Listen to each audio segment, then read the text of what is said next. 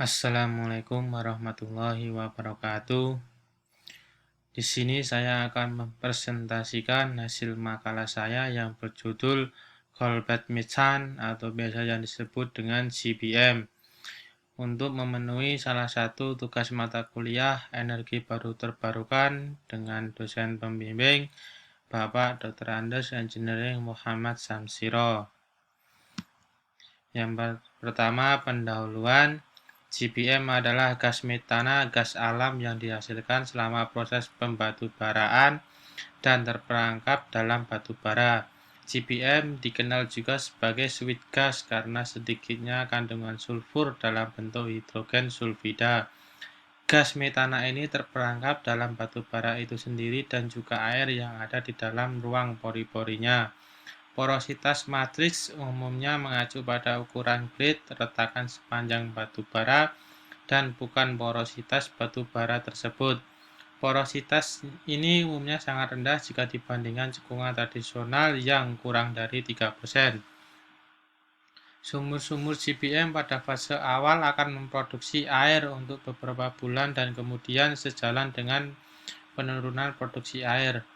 Produksi gas metana akan meningkat karena suatu proses dewatering dapat menurunkan tekanan pada batu bara dan akan melepas gas metana tersebut.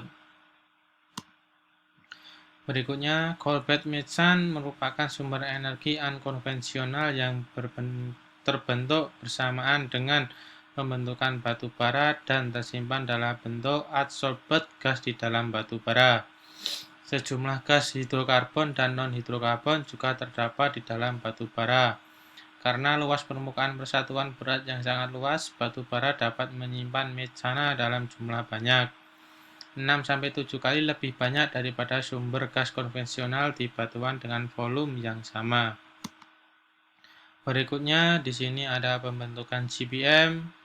Yang pertama cool ini terbagi menjadi dua. Yang pertama reaksi kimia menjadi thermogenic methane. Yang kedua aktivitas bakteri yang menjadi biogenic methane. Berikutnya pembentukan CBM. Yang pertama CBM di dalam batu bara adalah hasil proses fisik dan kimia. Yang kedua CBM dihasilkan melalui reaksi kimia dan aktivitas bakteri.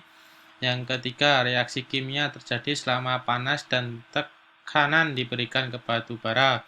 Gas yang dihasilkan dari proses ini disebut thermogenic methane. Yang terakhir, bakteri memperoleh nutrisi dari batu bara dan menghasilkan metana sebagai hasil metabolismenya. Gas yang dihasilkan dari proses ini disebut biogenic methane.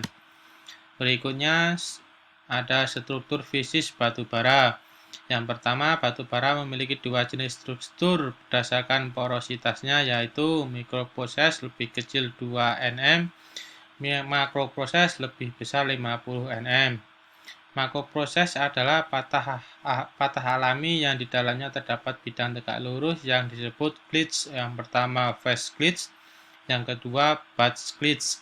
Yang terakhir, mikroporer terletak di antara glitch yang juga disebut dengan cool matrix. Selanjutnya, pergerakan metana di dalam batu bara. Pergerakan metana di dalam batu bara ini terdapat 3 fase. Fase yang pertama, desorpsi metana dari permukaan internal batu bara. Fase yang kedua, pergerakan dari metana yang terdesorbasi dari cool matrix ke glitch melalui difusi yang mengikuti hukum difusi Fick yang kedua. Fase yang ketiga, transportasi metana dari glitch ke sumur produksi mengikuti hukum Darcy tentang aliran fluida melalui media berpori. Berikutnya di sini ada kontrol produksi CBM. Jumlah gas keseluruhan di dalam reservoir batu bara, kapasitas adsorpsi batu bara, difusi di dalam batu bara, serta permeabilitas batu bara. Selanjutnya, jumlah gas total. Jumlah gas di titik tertentu diukur dengan mengambil inti dari pengeboran, menempatkannya di dalam kanister, dan mengikuti gas yang didesorpsi dari batu bara. Selanjutnya, kapasitas adsorpsi batu bara. Kapasitas absorpsi batubara didefinisikan sebagai volume gas yang teradsorpsi per satuan massa batubara. Satuan yang biasa dipakai adalah SCF atau biasa yang disebut standar cubic feet volume at STP, gas atau ton batubara. Faktor yang mempengaruhi kapasitas absorpsi metsana adalah tekanan, temperatur, kualitas batubara, serta kadar abu dan kadar air di batubara. Berikutnya, di sini ada faktor-faktor yang mempengaruhi kapasitas absorpsi batubara, yaitu volume gas teradsorpsi akan semakin besar dengan meningkatnya tekanan. Kedua, volume gas teradsorpsi akan semakin kecil dengan meningkatnya suhu. Ketiga, kapasitas absorpsi metsana akan semakin tinggi jika kualitas batubara semakin baik yang harus meliputi pit, lignit, bituminous, serta antrasit. Yang terakhir, moisture content yang tinggi akan mengurangi kapasitas absorpsi metsana batubara karena pori menjadi tersumbat oleh molekul air. Berikutnya, difusi di dalam batubara. Difusi di dalam batubara dijelaskan menurut hukum Fick yang kedua. Dikenal istilah sorption time. Sorption time menunjukkan waktu yang dibutuhkan gas metsana untuk berdifusi dari cool matrix ke gauge. Dipengaruhi oleh jarak antara gauge dan konsentrasi gas. Sorption time sangat penting untuk bisa mendeteksi seberapa baik porositas dan permeabilitas serta reservoir bara untuk diambil GBM-nya. Faktor permeabilitas yang pertama, permeabilitas merupakan faktor terpenting dalam proses produksi GBM. Permeabilitas ini dijelaskan menurut hukum Darcy. Permeabilitas sangat tergantung pada jarak antara gauge dan tekanan efektif dari reservoir. Tekanan efektif didefinisikan sebagai perbedaan antara tekanan pada pori dan pada reservoir. Peningkatan atau penurunan permeabilitas ketika terjadi penurunan jumlah gas yang dipengaruhi oleh karakteristik penyusutan dari batubara, KG atau swelling characteristics. Berikutnya, sistem Colbert-Smeaton atau sistem GBM adalah berdasarkan riset geosanis organik dengan menggunakan isotop stabil karbon bernomor massa 13. Sebagian besar GBM adalah gas yang terbentuk ketika terjadi perubahan kimia pada batubara akibat pengaruh panas yang berlangsung ke dalam tanah atau disebut dengan proses termogenesis. Sedangkan untuk GBM pada lapisan boron atau biasa yang disebut lignit yang terdapat di kedalaman kurang dari 200 meter, gas metana terbentuk oleh aktivitas mikroorganisme yang berada di lingkungan anaerob. Ini yang disebut dengan proses biogenesis, baik yang terbentuk secara termogenesis maupun biogenesis. Gas yang terpangkat di dalam lapisan batubara itu yang disebut dengan GBM. Berikutnya, ini merupakan gambar proses bentuk GBM, bisa dilihat gambar di bawah ini. Ya, selanjutnya proses produksi Colbert-Smeaton adalah dengan cara di dalam lapisan batubara banyak terdapat rekahan grid yang terbentuk ketika berlangsung proses pembatubaraan. Melalui rekahan itulah air dan gas mengalir di dalam lapisan batubara. Adapun bagian pada batubara yang dikelilingi oleh rekahan itu disebut dengan matrix atau cool matrix, tempat di mana kebanyakan GBM menempel pada pori-pori yang terdapat di dalamnya. Dengan demikian, lapisan batubara pada target eksplorasi GBM selain berperan sebagai reservoir, juga berperan sebagai source rocks. GBM bisa keluar desorption dari matriks melalui rekahan. Dengan merendahkan tekanan air pada target lapisan, hubungan antara kuantitas GBM yang tersimpan dalam matriks terhadap tekanan dinamakan kurva Langmuir-Isortem.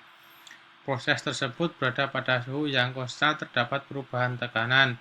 Untuk memperoleh GBM, sumur produksi dibuat melalui pengeboran dari permukaan tanah sampai ke lapisan batu bara target. Gambar ini merupakan prinsip proses GBM, bisa dicermati di gambar ini. Berikutnya, mekanisme kerja CBM dan teknologi pengecoran Coolbed Methane. Pada metode produksi Coolbed Methane secara konvensional, produksi yang ekonomis hanya dapat dilakukan pada lapisan batu bara dengan permeabilitas yang baik, tapi dengan kemajuan teknik pengontrolan arah pada pengeboran. Arah lubang bor dari permukaan dapat ditentukan dengan bebas sehingga pengeboran memanjang dalam suatu lapisan batu bara dapat dilakukan seperti ditunjukkan oleh gambar di bawah ini. Proses gas dapat ditingkatkan volumenya melalui satu lubang bor dengan menggunakan teknik ini. Teknik ini merupakan teknik produksi CBM. Berikutnya ada juga produksi gas yang efisien dilakukan dengan sistem produksi yang mengkombinasikan sumur vertikal dan horizontal seperti terlihat pada gambar ini. Gambar ini merupakan kombinasi sumur vertikal dan horizontal. Berikutnya sistem produksi multilateral, yaitu sistem produksi yang mengoptimalkan teknik pengontrolan arah bor. Lateral yang dimaksud di sini adalah sumur lubang bor yang digali arah horizontal. Sedangkan multilateral adalah sumur horizontal yang terbagi menjadi banyak cabang. Sistem ini cocok sangat digunakan dengan yang keterbatasan instalasi fasilitas. Berikut merupakan gambar pengontrolan arah bor, bisa dilihat pada gambar ini. Berikutnya, potensi energi Coolbed Methane di Indonesia. Indonesia memiliki energi potensi CBM yang sangat prospektif dan memiliki keunggulan teknis untuk dikembangkan, terutama berada di tempat yang dangkal 500 sampai dengan 1.500 meter di bawah permukaan. Dengan biaya pengeboran murah karena tidak membutuhkan eksplorasi maupun infrastruktur khusus, tetapi bisa menggunakan data dan infrastruktur migas yang sudah ada. Sebagai keuntungan awal, sebelum penambangan batu bara, serta lokasi yang ada di daratan, serta memiliki pasar yang bagus. Dibandingkan gas alam, CBM memiliki periode produksi yang lebih lambat. Umumnya, produksi terbesar atau puncak produksi terjadi pada periode tahun produksi kedua hingga ke-7. Sedangkan lama periode produksi pada kisaran 10 hingga 20 tahun lebih pendek dibandingkan dengan gas alam yang bisa mencapai 30 hingga 40 tahun. Berikutnya, cadangan Coolbed Methane CBM di Indonesia saat ini cukup besar, yaitu 450 TCS dan sebar dalam 11 basin. Potensi terbesar terletak di kawasan Barito, Kalimantan Timur, yaitu sekitar 101,6 TCS, disusul dengan Kutai Negara sekitar 80,4 TCS. Berdasarkan data Bank Dunia, konsentrasi potensi terbesar terletak di Kalimantan dan Sumatera.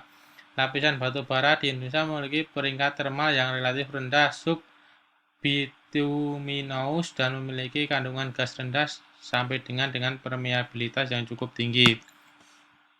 Performa teknologi Coolbed Methane CBM. Reservoir CBM mempunyai laju produksi gas lebih rendah dengan daerah pengurasan lebih kecil dan reservoir faktor lebih sedikit bila dibandingkan dengan reservoir gas konvensional.